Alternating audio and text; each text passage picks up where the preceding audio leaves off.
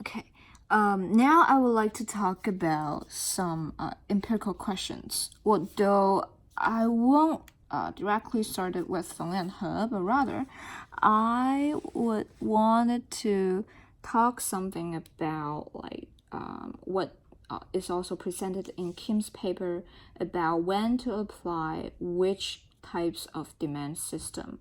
Okay, so according to Kim, the choice between direct demand, which I will write down as this, and the inverse demand is a pure empirical question.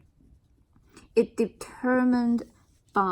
determined by which variable, P or Q, is more safely to be interpreted as exogenous. So there are two scenarios proposed by Kim under which maybe an inverse demand system is a more appropriate choice. So the first one is when we analyze a market at its aggregate level. So as opposed to individual level, where individual can be safely perceived as price takers. So in this scenario, price can be exogenous, and this is very reasonable claim to make. However, at the aggregate level, we can interpret it as that the overall quantity, so the overall Q, is predetermined by production. So something that might influence production level, but not the market itself, should be resources, labor forces, and so on and so forth. So in these circumstances, the available quantities are exogenous determined, and the prices should be adjusted so that the available quantities are consumed. This is scenario number one. Scenario number two is when we have monopoly,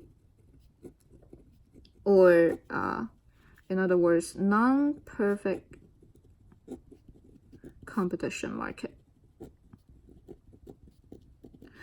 Because here, same thing here, is that the supply of the market is predetermined by the monopoly itself. For example, in the case of monopoly, suppose this is the market demand,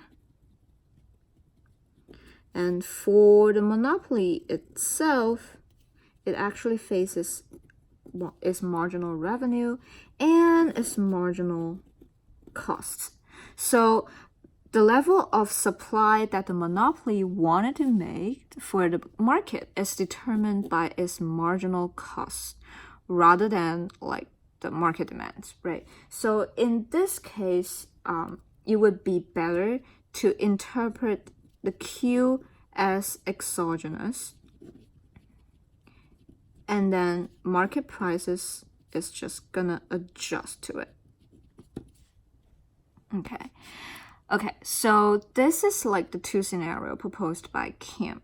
Let's go back and see Feng and He's paper. Okay, and in this paper, I guess the only justification of the use of inverse demand that I can find is simply a statement that since HPRP, the housing policy, simply interfered with the quantity side, but not the price side. Okay, so they argue that the price changed in this case are induced by the change in quantity. Okay, so it goes like this. That is the only justification it has of the use of inverse demand system. So I don't think it's very legit, or it doesn't really persuade me, as we discussed before, because like a constraint on the quantity of consumption is very likely to also shift the supply curve if we interpret the housing market as like a normal market, right? So this is the demand, this is the supply.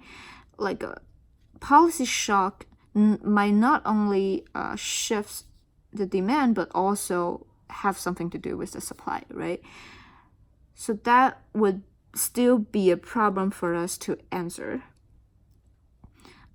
I haven't think through this part yet, but I don't think the ground of Feng and He's paper is solid enough. And yeah, so that is all of this video.